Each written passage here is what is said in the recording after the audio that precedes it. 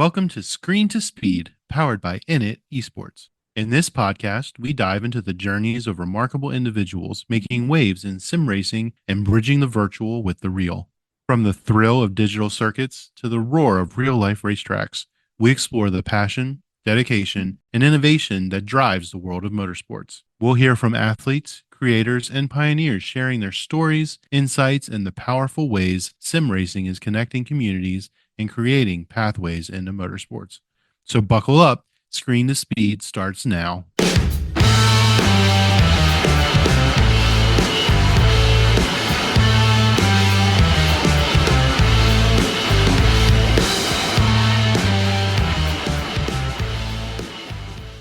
Hello and welcome everybody back once again to the INIT Talks. It's episode 42 and it is interviewee tonight, myself, Mike Nause, interviewed by none other than the Stefy Bau. Steffi, how are you doing tonight? I'm doing fantastic, Mike. Tonight we've been putting on the spot. I think it didn't work out that we were planned. You were supposed to be the interviewer. We don't have the host, so I jumped in and we're going to make it all work. It's going to be very easy, fireside chat, and we're going to just tell all of you a few information and hopefully getting to know Mike a little more. Yes, indeed. Get to know myself, the new INIT admin, of course. Such a happy pleasure to be, of course, representing women in esports and representing all of the new and upcoming events that we have. And speaking of upcoming events, Steffi, I don't know, might as well bring it up at the beginning here. Why don't we talk a little bit about the calendar that we have coming up, the Screen to Speed calendar, the 2025 International Women's Day March 8th event is going to be coming up, and it's going to be stock cars at Charlotte. Signups are available. I'll be posting the link here in chat as we speak. And if that is something that interests you, do head on over. Of course, we also have our Team USA Talent Scout event. So this is going to be open to everybody, both males and females alike, and everyone in between, of course. Open on March 29th. That's going to be round one at Sebring, the Team USA qualifiers in the GT3s for iRacing. All of these events are going to be iRacing, and Steffi, they are going to be absolutely awesome. Yeah, this is so fun. It's the 2025 season. It started, we are just into February, releasing all our calendar. We have very good events for the year.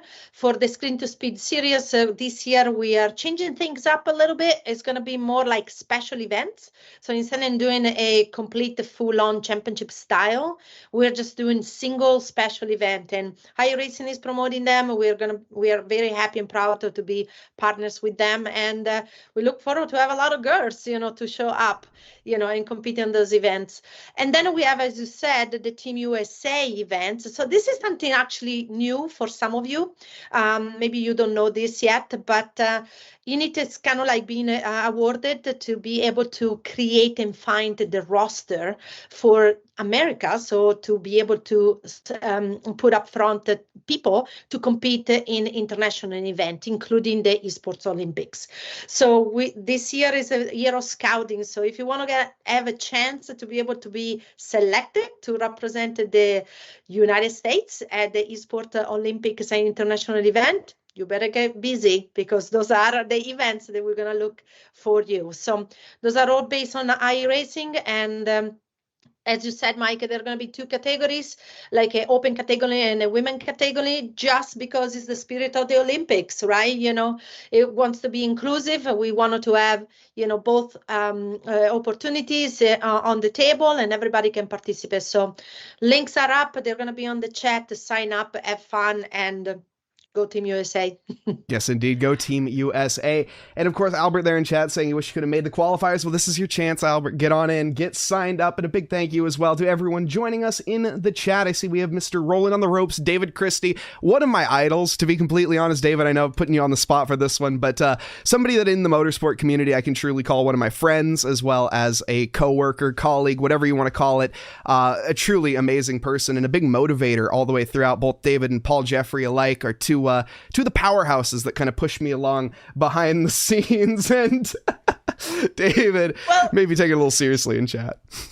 Well, you know what? It's important. You guys make the show. So I know David, you, Mike, now being more and more involved with INIT. I mean, without you, it would be boring. We just see cars go around, but you make it fun and interesting. So without you, it will not be the same for sure. So thank you, David. Thank you, everybody that does this to continue to promote sim racing globally and having fun doing it.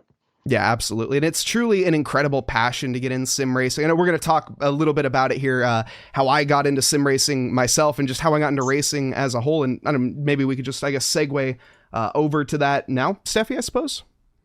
Yes, that sounds perfect. I want to know a little bit more about you. Well, I know, but the public out there wants to know. So, and there are a couple information there that they really, really are dear to me. So go, Mike. Yes, indeed.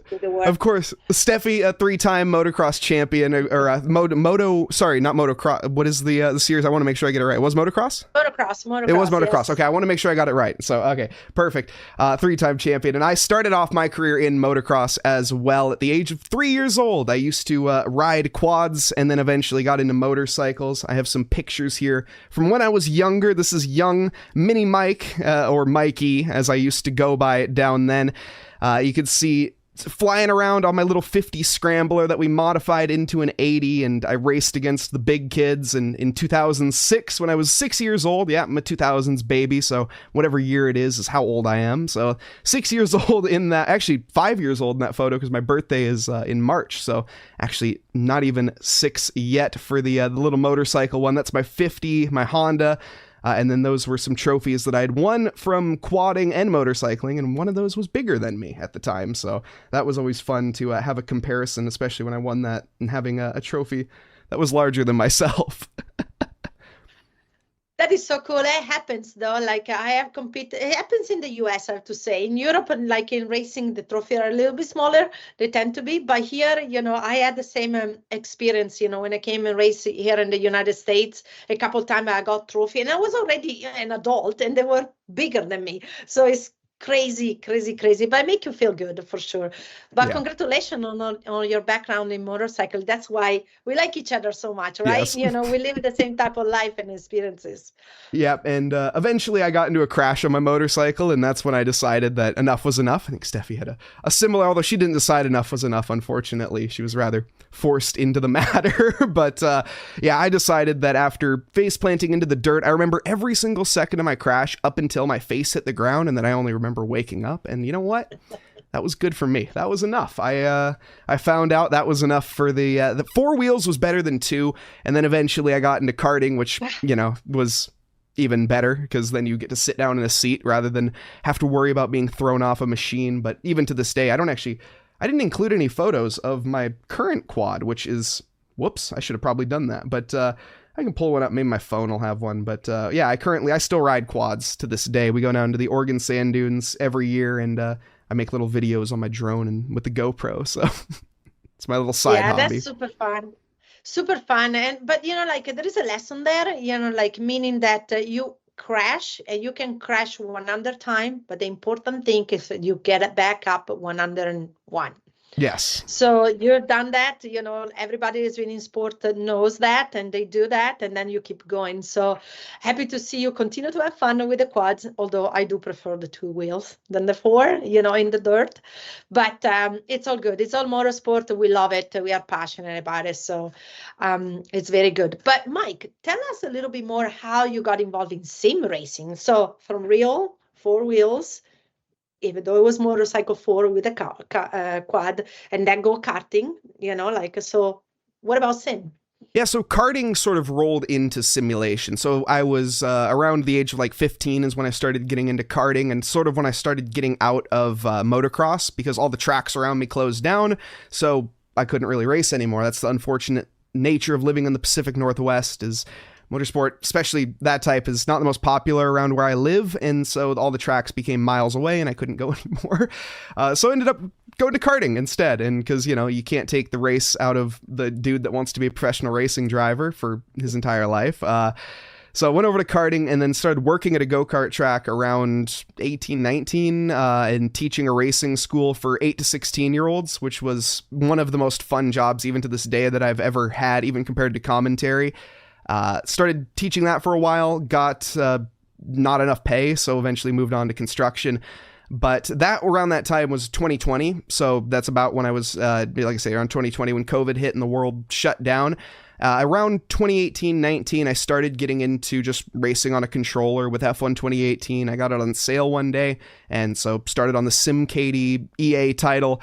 And then eventually was like, I'm getting pretty good at this. Why not get a wheel? Because I can't race at my local track anymore because now it's closed down as well. So, because thanks COVID. And then, of course, ended up getting a sim wheel, got a 920, Logitech G920. Started racing for a while, eventually upgraded to a Fanatec CSL Elite, the old one with a belt, not the new one, and a Fanatec Fanatec V2 pedals and V2 wheel as well. So that's my current setup with a PlaySeat 3, even though I don't race anymore. But that's kind of how I got into sim racing, and then eventually obviously went on to the commentary side at a certain point. But I was league racing for a long time and still was trying to pursue the dream of becoming a professional racing driver. It's so fun, like the beauty, as you say, and you described it by your experience, is that it is a true pathway, right? With sim racing, you can get involved a little bit at a time, like with some equipment and better equipment, and then you get better, and then you can be there and really grind it, and be behind the wheel and have a lot of fun. The difference, I guess, me too, coming from real motorsport, is that in real motorsport, you get the potential that track closes or the weather impact your training or your racing, and finance it because it costs a little bit more, than sim racing. But yet again, now, with the sim racing and all of the evolution that we have in the industry, it is a complete pathway. And you are showing it that you took that, after the in real life experience and just started to get involved more and more. But in this note, I wanted to show how cool was the, what is the name of the guy that won the 500?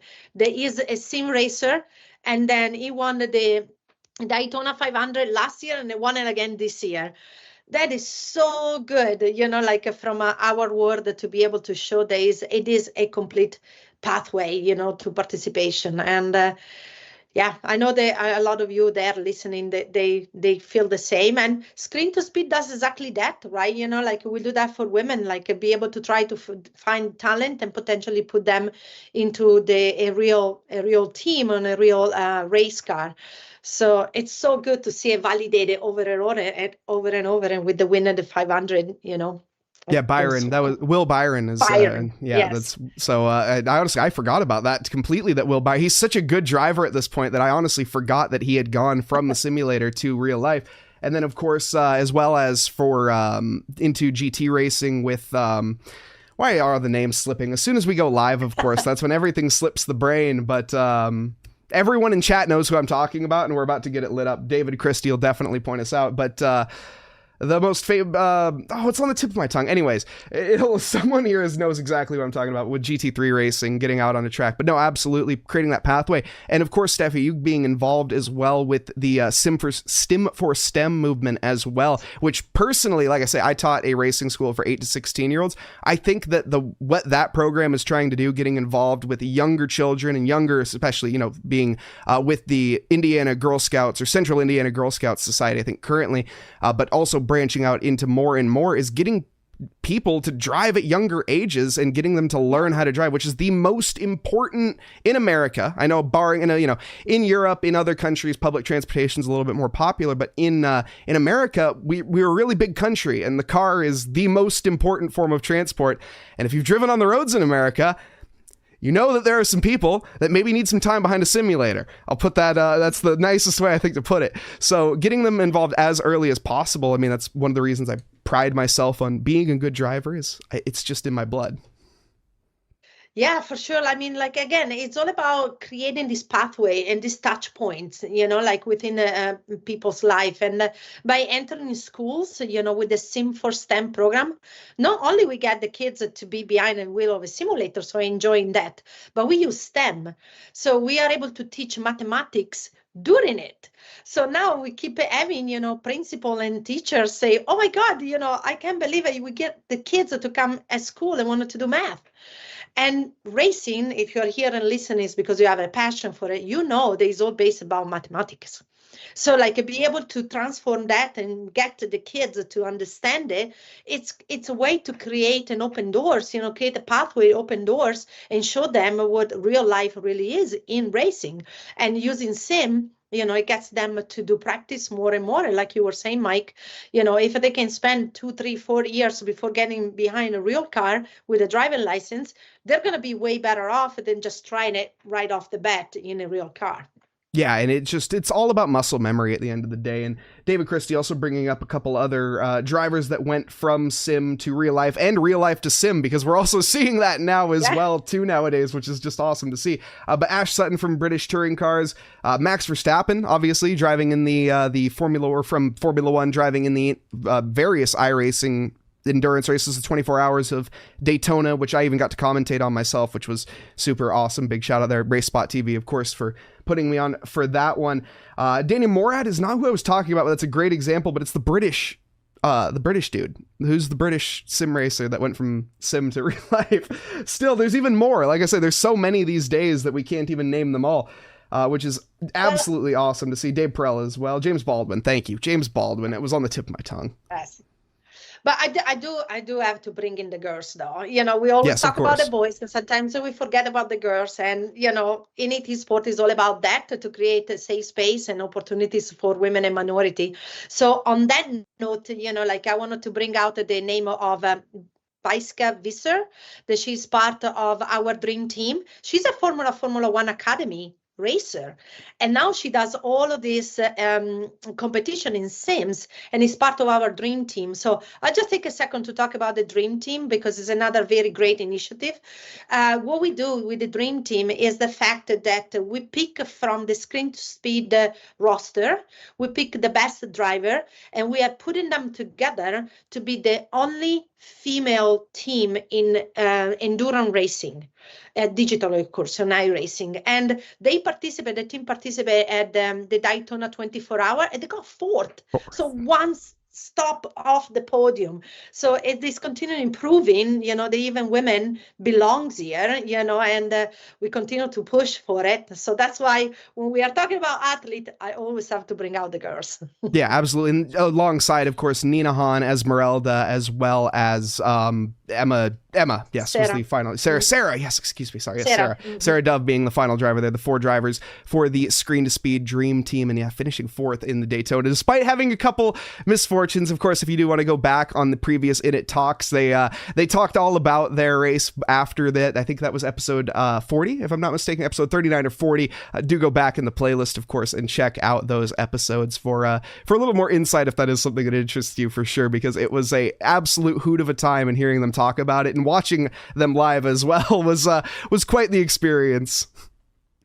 Yeah, it's always good. And I just want to touch base on another thing that we have going on this year, that we didn't put it out in the chat here in the video, but it will be released very soon, which we are creating one event to start, but it's called the INIT Open. So what we do with that one is the same model of Extreme E. So we wanted to have a male and a female create a team and compete in this competition. This is all attached to the idea to continue to feed in the requirement for the Olympics, because they wanted to have countries bring, different representation to the Olympics. But it's also like a very cool way to continue to create the equity and equality, to be able to have that team dynamic going on. So we can wait for that one too. It's going to be released very soon. We're going to try, hopefully a lot of you are going to sign up and want to, if you are a guy, to bring a girlfriend, your mom, your daughter, let's do it. It's all for Grandma. fun. It's all about, creating and grow the community and show where sim racing is and that we belong here. So I just wanted to toss this one in there also. Yeah, absolutely. It was Lindsay James as well that said, Lindsay James being the IndyCar or youngest IndyCar or female VIP or the driver of the year. I'm going off of memory on this one, so I can't remember all of her awards, but the quote is the most important factor, of course, the point that I'm getting to. But the car does not care whether you're male or female, of course. It only cares whether you hit your braking points, and at the end of the day, that's all that matters in racing. So again, whether you're male or female, do head on over to the signups and get involved, because we have so much going on for absolutely everybody here at INIT, Screen to Speed, and various other platforms as well. Yeah, for sure. And Mike is going to be on the spot. He's going to be the one telling the stories behind the microphone and try to get everybody excited to compete. And I can't wait to see whatever he's going to come up with, because we were talking offline earlier and we were just like, oh, some ideas are going to be super fun. So I can't wait for all of you to tune in, watch, and support the series. Absolutely. It's going to be an absolute hoot of a time. And just all the way around, again, a massive thank you to Steffi in general for taking me under the wing here at INIT in general, and just throughout everything here. But it's just been a pleasure. Like I say, going back to the commentary sphere in general, is I never, myself being kind of a more socially awkward kid growing up, I never would have pictured myself in this sort of platform. So even going from, like you had mentioned, being real life, or going from sim to real life in driving, there's other ways in the world as well, going from sim to real life in commentary. That's of course my goal at the end of the day, from what I never thought would be a thing, again, being the socially awkward kid and eventually trying out commentary because I was a driver in a league at TRACKILICIOUS. Big shout out there to Eric. And of course, eventually got just kind of, people liked me, I liked it, and I just kept doing it. I can't even listen to my commentary from over 6 months ago, really, to be completely honest. But you know, it's been a heck of a trip all the way throughout. I have a question. I'm going to put you on the spot. Do you remember your first time? My first time, no, but I remember the first time that I thought that this is what I wanted to do. So my first time, I have it, it's jumbled in with all of the other, there's a couple clips from some old commentary that I did, and I had no idea what I was doing. I basically just got into ACC as a spectator, so had no clue what I was looking at, but it was not great. But with the moment that like really caught what made me think this is what I want to do as a voice, as a commentator, is working with TRACKILICIOUS for about 5 months, 6 months as a commentator. Eventually, Eric kind of reached out to the SRO guys, and along with the AK team, so Steve Proudly, Mike Yao, and them, and introduced me over to them, which I still work with them today, so shout out to them as well. But of course, they put me on for the SRO Community Cup, I think it was at the time, when I was commentating with Joe Peak, and we were on the front page of Twitch, and we had 12,000 viewers at the time, and it wasn't a nervous experience. I didn't feel like the pressure, but I just felt this is what I want to do. When I looked over at that number, it was scary, but I was like, nah, this is it. This is home. It's so good. Like when you have the chance to follow your passion is the best thing ever. And I always say a lot of time, you know, I ended up doing a speaking engagement and whatnot. And this is one of the things I always say at the end of it, like just follow your passion. If you follow what you really like, you know, like you're just going to continue to get up every day and just don't even feel it, you know, like you just want to do it and then continue to improve the world. And seems like, Mike, you are falling into that rut, and it's good, you know, and I can't wait to build a good future for sim racing with you and everybody out there that believe in this and have the passion for it. Indeed, no, and for North America as well, because this is a scene that is still in the works, right? Where the European scene's pretty set in stone. The events that are over there have been there for 10 plus years at this point. In North America, really starting to dip its toe in the water in 2025 and being, I think, going to be the year. This is going to be the year that sim racing sort of takes off in America. And I want to be, like I said, I want to be there for it. This is absolutely what I love to do. And in any way possible, of course, we're going to be doing that to push that forward. That is so good. Like we are trying to put INIT in the front from this, you know, thanks to all of the connection that we have within, you know, the different verticals. So can't wait, you know, like to make it all happen. But I do have another question. I know that you live in the Pacific Northwest, and there is a very good friend of mine, Jody, that has Dirtfish up there. So for the one of you that they don't know what Dirtfish is, it's like one of the best school, if not the best school for rally, you know, in the world. So have you gotten a chance to go and do some rally? I've never had a chance to go there, so I know exactly where they're at. I went to high school literally down the road from them, believe it or not. So I know I'm very familiar with the area. Snoqualmie in general, that's where I just love to hike in that area is beautiful. I take my drone and fly out there and like to watch the cars sometimes. But no, I've never actually I've never driven any of the cars before from Dirtfish. I saw them when I was down in Sonoma and I was talking with, I can't remember who it was, but we just, like I said, I was just chatting with them casually. But no, I've never actually had the experience of driving a real life dirt car. So I've been on 4 wheels on dirt, but never in a car. Well, maybe we can make that different now and then give you a chance to do it. I would love nothing more than, again, you're talking to a guy who wanted to be a professional racing driver his whole life until eventually becoming a commentator. And then I was like, I'm better at this than driving. So might as well just dedicate myself to the commentary instead. And that's kind of what I ended up doing. Yeah, fantastic. But yeah, I love every kind of racing. Of course, my heart is in the 2 wheels because that's how I grew up.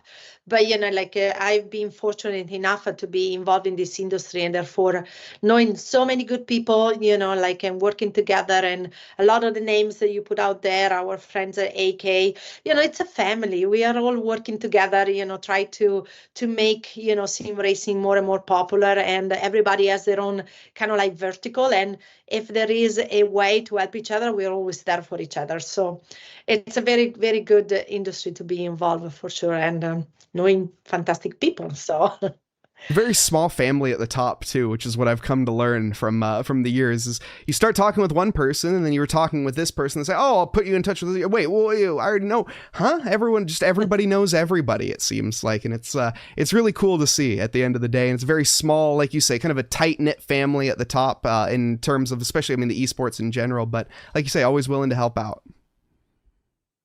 For sure, for sure. Do we have any question that comes in the chat? I haven't seen too many yet. I don't think we haven't posted. But yeah, if you guys do have any questions, do let us know. I know Albert here chatting along saying that he wanted to go to Dirtfish as well at some point in time. He's a WRC fan. I absolutely love or competing for WRs. Oh, yes, for Dirt Rally. My apologies. Yes, Dirt Rally 2.0 is a super fun game. That was one of the first simulators that I got on with a wheel. So just. Yeah, like I say, if I could get out there on Dirtfish and actually go throw a little sedan around a dirt track, that's just, what else would you want to do on any day? I don't care when. Do it right now. I'll go right now. Let's go. No, but you brought up a good point about the Dirt Rally 2 or the WRC game. So we have not done anything with that yet, but maybe in the future, we're gonna have to put out on our Discord and maybe a little bit of a call to action and see who wants to do a rally, and maybe we can just get involved with that, and maybe just maybe with the spirit of Screen to Speed, we can do an event and then have the winner to go at Dirtfish. Indeed. So we do have a question here from David Christie. Sorry to cut you off there, Steffi, but David Christie is, so what can we do, obviously with the along with the Screen to Speed movement and everything like that, but what can you guys do to foster and encourage more females into sim racing? Well, I answer and then you can answer, Mike. From my side, it's like we are creating the movement, and we have quite a bit of people now sign up, and be part of our community. The community live on our Discord. We really need to pay attention to make it a safe space. So like when a girls is in, actually, we have a safe area where it's just girls only, where they can communicate and be in touch and share their experiences. So we just have to continue to do events, put the word out. Now the fact that we are bringing the Sim for STEM program in schools, hopefully we stimulate, the young kids, because when they're young, they don't think about anything different, right? Like they see the school, like, oh, I want to do it. And also, for us, what we really see that is very effective is that they will lead with women. So, every time we do events, it's for women by women, and it makes a tons of a difference. So we are open, to help anybody, that they want to get involved or to create events. We did it as a movement because that's what we want to try to do, to really continue to grow, this community. and get them the opportunity to enter the motorsport world as a whole. Last year we put a couple girls into an internship program in Coda, for instance, just because I come from the motorsport world, part of my team come from the motorsport world, so we have all of this kind of connection, right?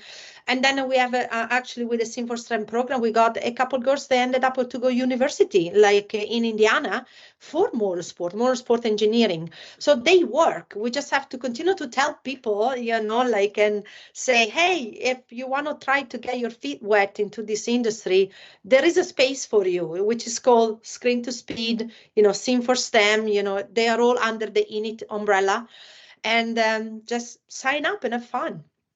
And I think you really hit it on the head there. And along with the community element we're trying to build, I put it quotes, I don't know why I put quotes, it's a community, it is a community, there's no quotes around that. But around with the community element here, of course, that we're trying to build is, harboring a very solid roster of female drivers that we already have. And of course, branching out from there, using them, I don't want to say using, again, you got to pick the words carefully, of course, but having them sort of be more role models at the end of the day, right? Kind of like Nina Hahn, for example, is a great driver to look up to. Victoria Thomas, other drivers, Esmeralda, all the way throughout. These are some very, very nice people to look up to as for younger drivers. But on top of that, of course, building a community in which that we can have them have their friends reach out, right? And they can message their friends and say, hey, you're a great driver. Why don't we get involved here as well?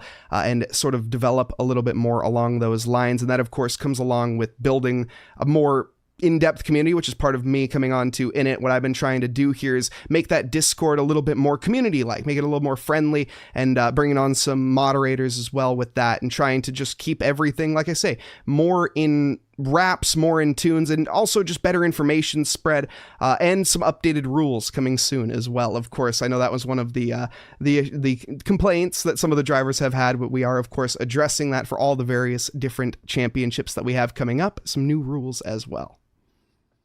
Well, it takes a village, and we'll take all the help we can get, Yes. But the foundation is there, and it's good that we see the growth, and with all of this other, as I say, early touch point, from the people that they never heard about sim racing, that they might get exposed with Sim for STEM in schools, to who is fan of the sport, they say, hey, I want to try this, it might be good. We have the Screen to Speed movement. Then we have the opportunity to open the doors, for the industry as a whole. But also this, what we are doing today, the INIT Talks. So that was an idea that came up to continue to show, faces of the industry and give a space to be seen, because the key is really, if you can see her, you can be her. So for us, it's incredibly important to put out individual that can be a role model, because you never know who you're going to inspire. And we run this with positivity and inclusivity. So it's very important to us to continue to do this INIT Talk. And don't be shy. If you want to be on one of them, just reach out. We always have a, opportunity to do it. And we're going to find the right spot for you to come and tell your story. One last thing about the INIT Talks that is very cool. We gather the attention also to from Motoring podcast, I think is the name, our friend Eric. So every talks now becomes a podcast. So you don't have to watch it live, when it happens. You don't have to watch it necessarily just on YouTube. You can even listen to it when you're driving your car and going to work. So it's all like a little things that we are continuing to put in place to be able to show the reality is here, women in sim racing is here. But not just women too, like we were saying early, because we took on the project for foster, talent for the Team USA. Now it's going to be also the guys, to coming in and be involved. So altogether, it takes a village, but we can do this. Yeah, and it's even, sort of why I've, come onto the podcast as the first male guest as well, right? As being Yes. an honor, a nice honor, a privilege for that to be the case. Of course, more to come in the future. So again, if you are looking to get involved, reach out to either myself, Sophie, Steffi, anyone here, of course, will be able to point you in the right direction for that, getting on to the talks. And yeah, it's absolutely awesome what we're going to be building here in the future. And I, again, am so honored to be a part of it. And I genuinely cannot wait to see what the next 3 months, 4 months, 5 months is going to hold, because it's going to be, I think, a nice boom year. Yeah, for sure. It's exciting, and it's nice to have had a vision, like, and then I've surrounded myself with incredible people and continue to build something that is very meaningful. And so far, like, seems like we are right in doing it in this way, because even with the Sim for STEM program, we got picked up by NBC News. Oh my God, having a sim racing event going on NBC News. I think that's a pretty good mark that we can put, like, on our belt, I would say. So, like, little by little, again, we are all a family. It's all about building and not dividing. So, like, all together, we can definitely make a big change, and, have fun doing it. Indeed. And, and down to it as well, I keep wanting to bring this up and it keeps slipping my mind, but you mentioned it just briefly, or not briefly, but the fact that, of course, we have more than just driver spots available, right? Just because you are a woman trying to get involved in motorsports doesn't mean that you need to become a driver, right? You can become engineers, you can become a commentator as well. Of course, there are other routes available: broadcasting, behind the scenes, organization, you name it. There are so many crucial women in motorsports already. I mean, go look at Susie Wolf and what she's doing, managing everything with F1 Academy and everything along those lines as well. Of course, just some incredible figures out there to look up to. Yeah, but not only that, actually, we through INIT Talk in our community, we are able to really create even job opportunities. And that's another thing, it's not just like, oh, yes, this is cool, like, actually, we can create job opportunity for women to get involved. So that's another very cool thing, like, all of this together, like, we can come up and have ways to show how beautiful this industry is in real life and digitally, and give a chance to everybody to be part of it. Absolutely. It is a truly incredible world. And as often people say, the bug of motorsports, it exists. It's real. Once you catch it, it's really hard to get rid of it. And I know, Steffi, you've been involved your whole life, which, honestly, speaking of, have you ever been on an INIT Talk before? That's one thing I actually don't know if I've ever seen. I don't even remember. I think I did maybe the very first one, just because, of course, I wear different hats in the company because we are still a startup. So, like, we just said, let's do one. And, like, okay, I'm in, kind of like tonight, that I took over for the little mishap that we had. But we are here, we are having a blast, and always happy to help the team, that we are creating. So this has been super fun, and I love it.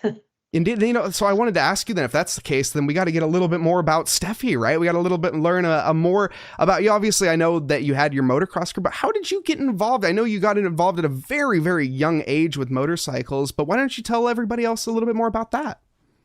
Yes, so just like you, I started racing very young. So I was 4 years old when I asked my mom and dad to buy me a dirt bike. And probably you have heard that I have an accent. So I was born in Italy. And, at my time, a little girl wanted to race motorcycle. It was a big no-no for everybody. So the entire family was against my mom and dad, but they always, let me do whatever I wanted to do, and they always supported. Again, it goes back to the concept of the passion that we were saying.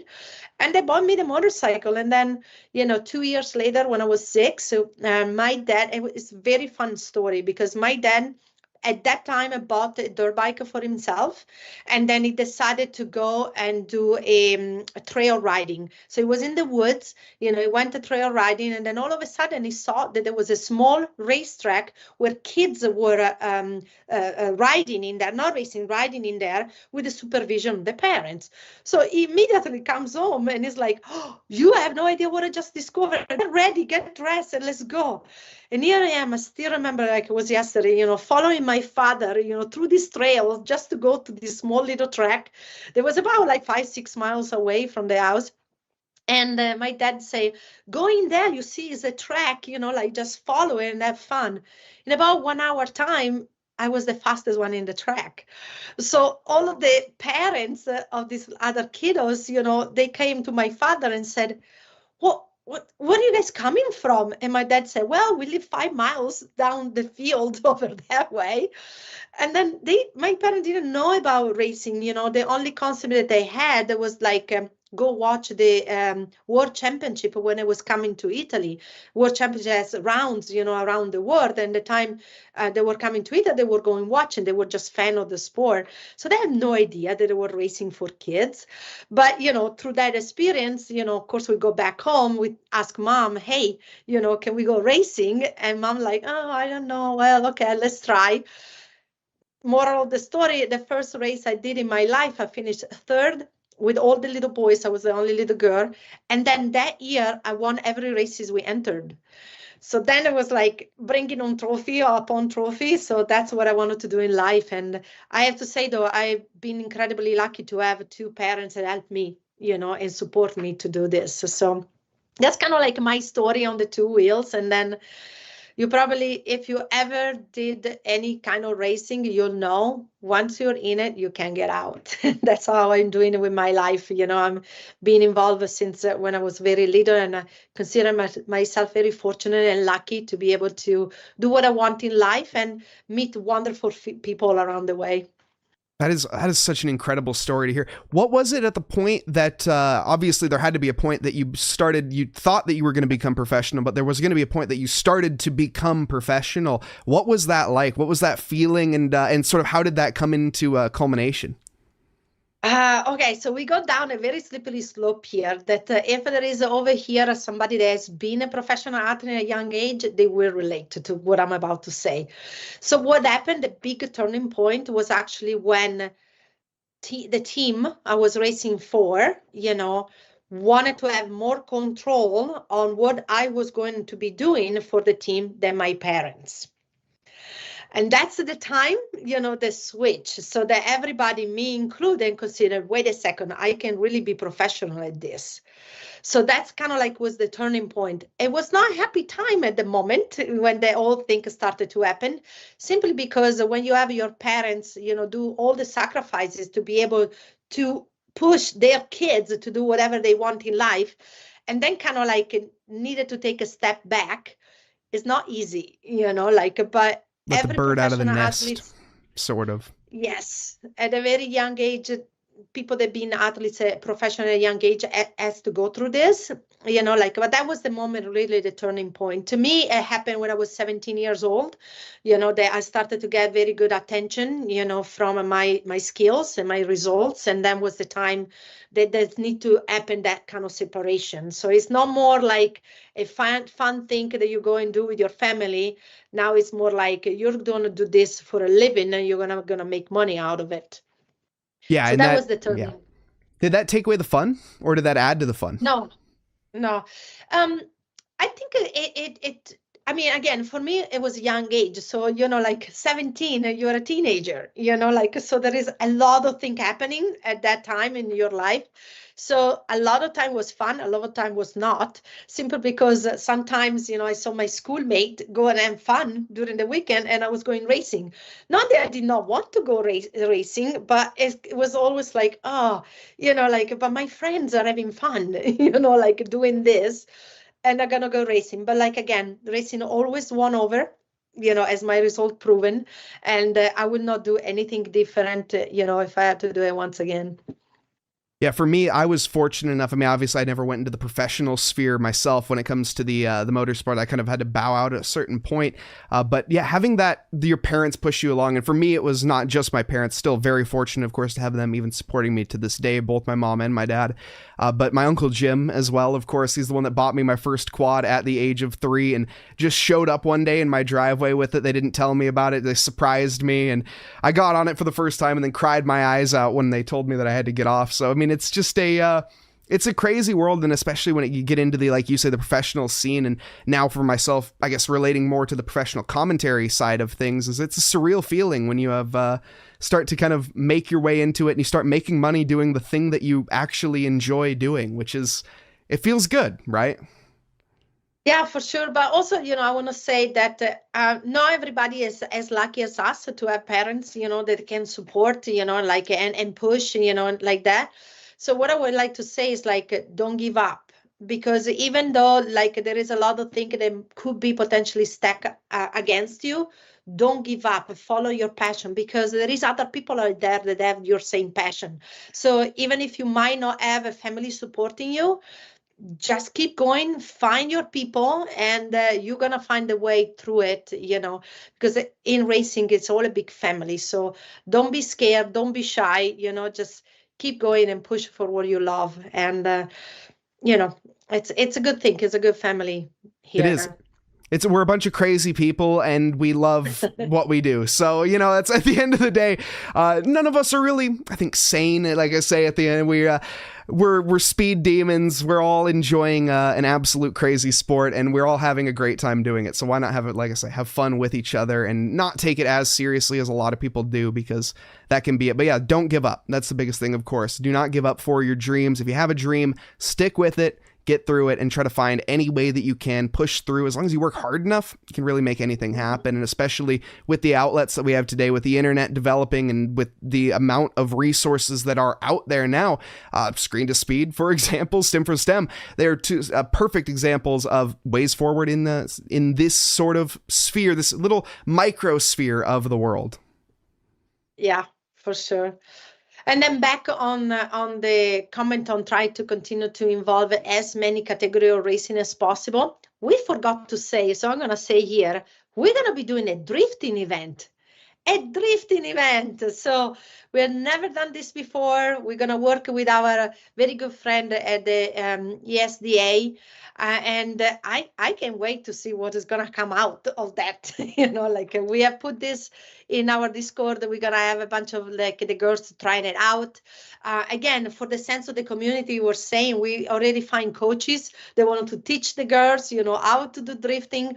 So that is going to be a fun one. I can't wait to see that one.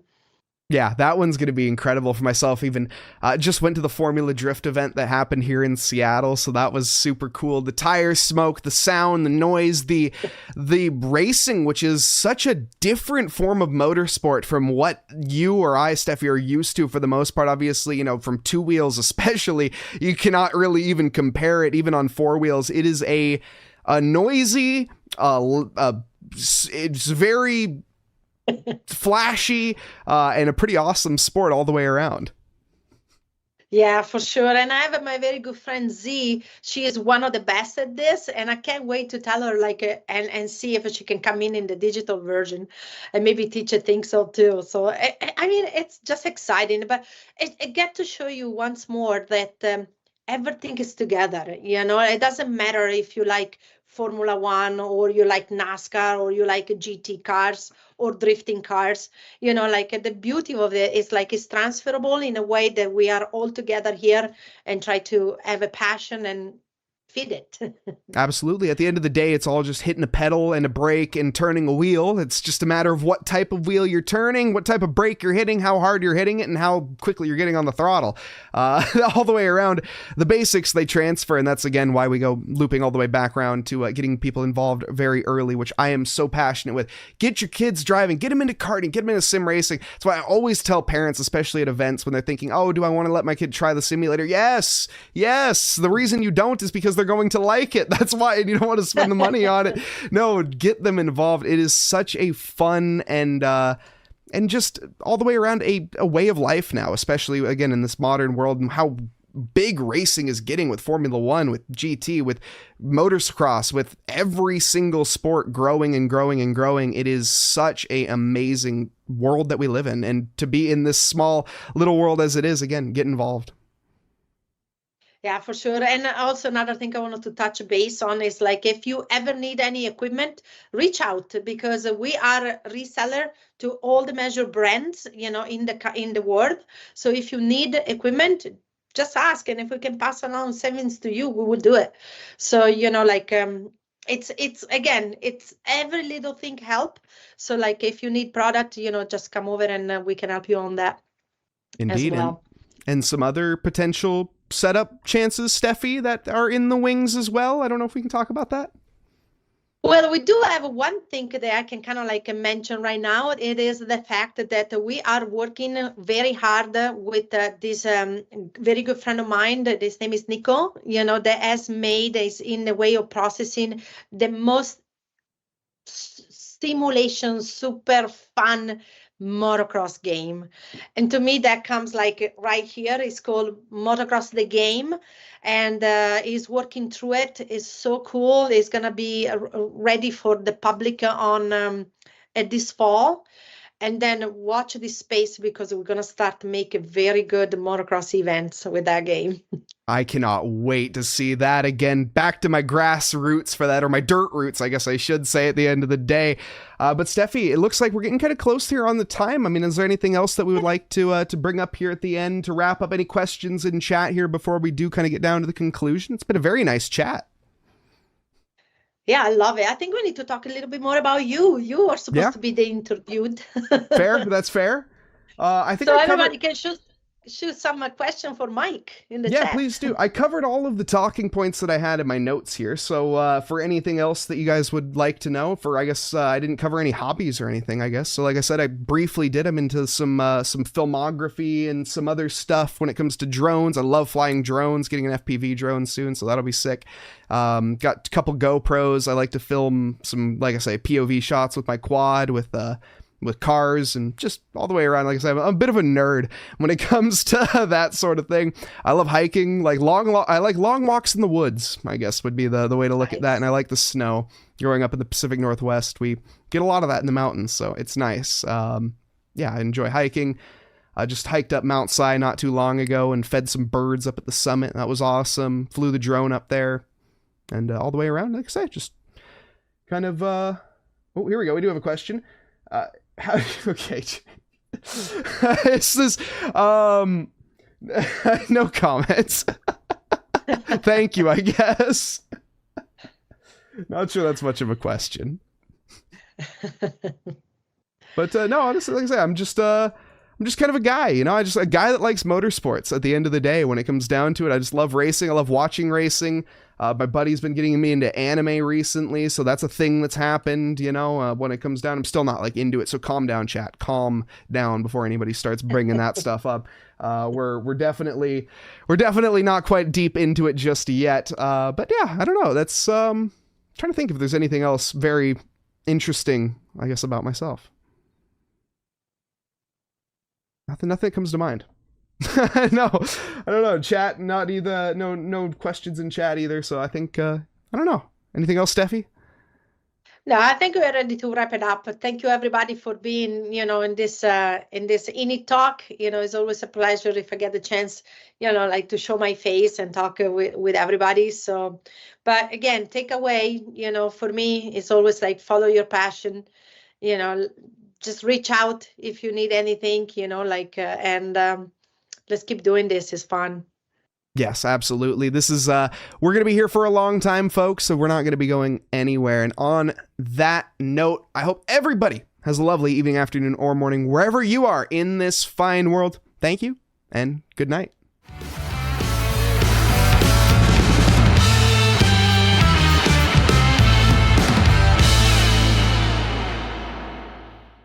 INIT Esports focuses on sim racing events and digital tournaments. They bring esports content to fans and sponsorship opportunities to brands while maximizing audience reach across multiple sports, industries, and platforms. INIT Esports is a woman-led company where diversity, equity, inclusion, and accessibility is in their DNA. And their platform aims to combat bullying and cheating to help make the esports world as safe and fair as possible. To learn more, be sure to log on to www.initesports.gg or follow them on social media at INIT Esports. Join their Discord, check out their YouTube channel, or follow their live content via Twitch. This episode has been brought to you by Grand Touring Motorsports as part of our Motoring Podcast Network. For more episodes like this, tune in each week for more exciting and educational content from organizations like the Exotic Car Marketplace, the Motoring Historian, Break Fix, and many others. If you'd like to support Grand Touring Motorsports and the Motoring Podcast Network, sign up for one of our many sponsorship tiers at www.patreon.com/GT Motorsports. Please note that the content, opinions, and materials presented and expressed in this episode are those of its creator, and this episode has been published with their consent. If you have any inquiries about this program, please contact the creators of this episode via email or social media as mentioned in the episode.